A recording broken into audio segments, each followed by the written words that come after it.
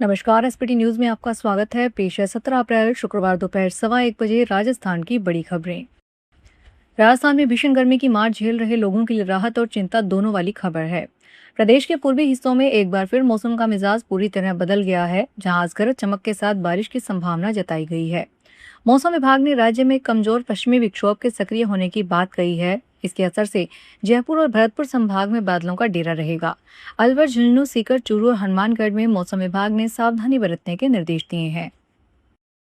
केंद्र सरकार ने अधिसूचना जारी करते हुए इसे आधी रात में लागू कर दिया है। केंद्रीय विधि मंत्रालय द्वारा जारी अधिसूचना के अनुसार विधानसभाओं में महिलाओं को 33% कोटा देने वाले महिला आरक्षण अधिनियम 2023 गुरुवार से लागू हो गया है। हालांकि यह तुरंत स्पष्ट नहीं हो पाया है कि संसद में इसी कानून में संशोधन करके इसे 2029 में लागू करने पर चल रही बहस के बीच 2023 के अधिनियम को 16 अप्रैल से क्यों अधिसूचित किया गया। एक अधिकारी ने कानून को लागू करने के लिए तकनीकी कारणों का हवाला दिया, लेकिन विस्तार से कुछ नहीं बताया। अधिकारी ने कहा कि अधिनियम लागू तो हो गया है, लेकिन वर्तमान सदन में आरक्षण लागू नहीं किया जा सकता। कुंभलगढ़ की ओढ़ा कनूजा पंचायत के जंगलों में इन दिनों भीषण आग लगी हुई है। इसकी लपटें दूर दूर तक दिखाई दे रही है और लगातार आग फैलती जा रही है। इसे बुझाने के लिए कोई ठोस प्रयास नजर नहीं आ रहे। ग्रामीणों के अनुसार देर रात तक आग कई हिस्सों में फैल चुकी थी। आश्चर्यजनक रूप से न तो प्रशासन की ओर से इस पर कोई विशेष ध्यान दिया जा रहा और न ही स्थानीय स्तर पर आग बुझाने के प्रयास दिखाई दे रहे हैं। ग्रामीणों ने चिंता व्यक्त की है कि यदि आग इसी तरह बढ़ती रही तो कोई बड़ी घटना हो सकती है। इससे वन संपदा और आसपास के क्षेत्रों को भारी नुकसान होने की आशंका है। राजस्थान में भीषण गर्मी के बीच जल संकट गहराने के आसार नजर आ रहे हैं। जन स्वास्थ्य अभियांत्रिकी विभाग के ठेकेदारों ने बकाया भुगतान को लेकर सरकार के खिलाफ निर्णायक मोर्चा खोल लिया है।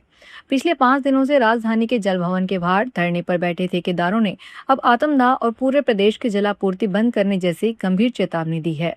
राजस्थान कॉन्ट्रैक्टर्स एसोसिएशन संघर्ष समिति के अनुसार जल जीवन मिशन और अमृत योजना के तहत किए गए कार्यों को करीब 3500 करोड़ रुपए का भुगतान पिछले 33 महीनों से लंबित है। ठेकेदारों ने सरकार को 20 अप्रैल तक का समय दिया है। उन्होंने स्पष्ट किया है कि यदि निर्धारित समय तक समाधान नहीं निकला तो 21 अप्रैल से पूरे प्रदेश में रोजाना 2 घंटे पानी की सप्लाई रोकी जाएगी। राजस्थान शिक्षा विभाग ने बड़ा फैसला लिया है। शिक्षा विभाग कक्षा 9 से 12 तक की 4 पुस्तकों को पाठ्यक्रम से हटा दिया गया है। शिक्षा विभाग ने इन 4 पुस्तकों को विलोपित पुस्तकों की श्रेणी में डालकर उसे पढ़ने और पढ़ाने पर भी प्रतिबंध लगा दिया है। शैक्षणिक सत्र 2026-27 शुरू हुए अभी एक पखवाड़ा ही बीता है कि शिक्षा विभाग के पाठ्यक्रम को लेकर प्रयोग सामने आने लगे हैं। देश के स्वतंत्रता आंदोलन और इसके बाद का भारत तथा राजस्थान का स्वतंत्रता आंदोलन संबंधी सामग्री वाली पाठ्य पुस्तकों को पाठ्यक्रम से बाहर कर दिया गया है। हटाई पुस्तकों की जगह दूसरी पुस्तक तय नहीं की गई है। तब तक वह पढ़ाई के लिए पुस्तक का इंतजार ही करते रहेंगे। चित्तौड़गढ़ दुर्ग पर स्थित कीर्ति स्तंभ के पास मल्लीनाथ भगवान के जैन मंदिर में देर रात चोरी की घटना सामने आई है। अज्ञात चोरों ने मंदिर को निशाना बनाते हुए वहां से कीमती सामान और धार्मिक वस्तुएं चुरा ली है। चोर पहले मंदिर में पीछे की ओर घुसने की कोशिश कर रहे थे, लेकिन गेट मजबूत होने के कारण वह उसे तोड़ नहीं सके। इसके बाद वे मुख्य गेट की तरफ आए और वहां लगे 7 ताले तोड़कर मंदिर के अंदर घुसे। हैरानी की बात यह है कि मंदिर पर 2 सुरक्षा गार्ड भी तैनात थे। इसके बावजूद चोर आसानी से वारदात को अंजाम देकर फरार हो गए। जयपुर में शुक्रवार को नारी शक्ति पर विकसित भारत रन का आयोजन किया गया, जिसमें शहर की महिलाओं ने बड़ी संख्या में भाग लिया। भारत सरकार के युवा कार्यक्रम और खेल मंत्रालय के तत्वाधान में माय भारत की ओर से आयोजित इस कार्यक्रम का उद्देश्य है महिला शक्ति को सम्मान देना और विकसित भारत के संकल्प को जन जन तक पहुंचाना रहा। सुबह 7:30 बजे चांदपोल से शुरू हुई यह रन बड़ी चौपट तक आयोजित की गई। करीब 1.5 किलोमीटर लंबी इस दौड़ में छात्राओं, उद्यमियों, पत्रकारों, खिलाड़ियों और विभिन्न पेशों से जुड़ी महिलाओं ने उत्साह के साथ भाग लिया। प्रधानमंत्री नरेंद्र मोदी 21 अप्रैल को बालोतरा में पहली आधुनिक टेक्नोलॉजी वाली BS6 मानक HPCL पचपदरा रिफाइनरी का उद्घाटन करेंगे।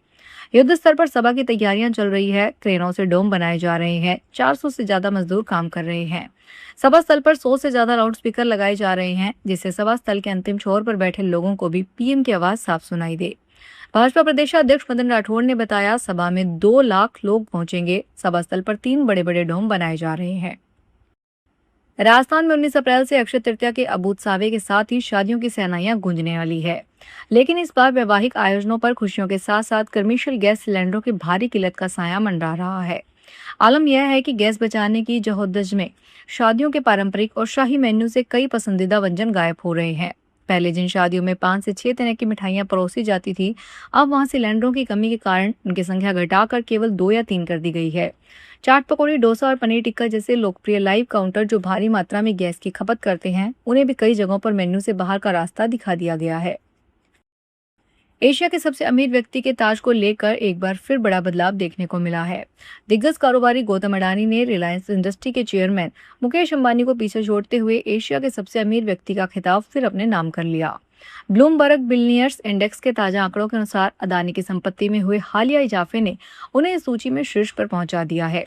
गौतम अडानी की कुल संपत्ति बढ़कर 92.6 अरब डॉलर हो गई है। इसके साथ ही वे वैश्विक स्तर पर दुनिया के 19वें सबसे अमीर व्यक्ति बन गए हैं। अजमेर के जेएलएन अस्पताल में सीटी स्कैन करवाने के दौरान एक महिला का सोने का मंगलसूत्र चोरी होने का मामला सामने आया है। पीड़ित महिला ने अस्पताल स्टाफ पर ही चोरी का आरोप लगाया। पीड़ित मांगलियावास निवासी आनंदी देवी पत्नी प्रवीण है। उसने बताया कि वह जेएलएन अस्पताल उपचार के लिए गई थी। डॉक्टर ने उसे जांच कर सीटी स्कैन करवाने को कहा। जब वह सीटी स्कैन के रूम में गई तो उसे अंदर बुला लिया गया, जहाँ 2 कर्मचारी थे जिन्होंने उसे मंगलसूत्र उतारने को कहा। पंजाब में कैबिनेट मंत्री संजीव अरोड़ा ईडी के रडार पर आ गए हैं। आज शुक्रवार सुबह होते ही ईडी की टीमों ने मंत्री संजीव अरोड़ा के लुधियाना स्थित आवास और उनसे जुड़े अन्य ठिकानों पर एक साथ दबिश दी। अचानक हुई इस कार्रवाई से राजनीतिक गलियारों में हड़कंप मच गया। जानकारों के मुताबिक सुबह तड़के ही ईडी के अधिकारी लुधियाना पहुंचे और संजीव अरोड़ा की कोठी को चारों तरफ से घेर लिया। सुरक्षा के मद्देनजर आवास के बाहर भारी संख्या में केंद्रीय पुलिस बल के जवानों को तैनात किया गया है, ताकि जांच के दौरान किसी भी तरह का बाहरी हस्तक्षेप न हो सके। अलवर सहित प्रदेश के कुछ अन्य जिलों में सैन्य छावनियों से जुड़े संवेदनशील क्षेत्रों में सोलर कैमरों के जरिए सेना की गतिविधियों पर नजर रखने का मामला सामने आया है। हालांकि आर्मी इंटेलिजेंस और पुलिस की ओर से इसकी पुष्टि नहीं की गई है। बताया जा रहा है कि अलवर और बीकानेर में लगे इन सोलर कैमरों को दिल्ली पुलिस की स्पेशल सेल की ओर से हटवाया गया है। ये कैमरे सैन्य ठिकानों के आसपास लगाए गए थे, जिनके माध्यम से सेना की आवाजाही पर नजर रखी जा रही थी। प्रधानमंत्री नरेंद्र मोदी ने शुक्रवार को पूर्व प्रधानमंत्री चंद्रशेखर की जयंती पर उन्हें श्रद्धांजलि अर्पित की, जो उनके शताब्दी वर्ष की शुरुआत का प्रतीक है। उन्होंने नागरिकों, विशेषकर युवाओं से उनके जीवन और आदर्शों से प्रेरणा लेने का आग्रह किया।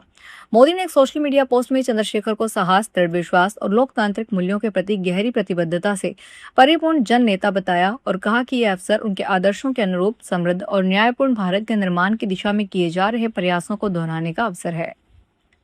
इजराइल के तेल अवीव और आसपास के कई शहरों में अचानक हजारों मधुमक्खियों का बड़ा झुंड देखने को मिला। इसके बाद लोगों में डर का माहौल है। हालात इतने गंभीर हो गए हैं कि स्थानीय प्रशासन को तुरंत अलर्ट जारी करना पड़ा और कुछ इलाकों में अस्थायी रूप से दुकानों, कैफे और शॉपिंग सेंटर को बंद कर दिया गया। इसके बाद अस्थायी लॉकडाउन जैसी स्थिति देखने को मिली। बता दें कि इजराइल में इन दिनों मधुमक्खियों का भयानक हमला देखा जा रहा है। तेल अवीव समेत कई शहरों में मधुमक्खियों के झुंड आसमान में छा गए। इतनी ज्यादा मधुमक्खियां हैं कि अधिकारियों को आपातकालीन चेतावनी जारी करनी पड़ी।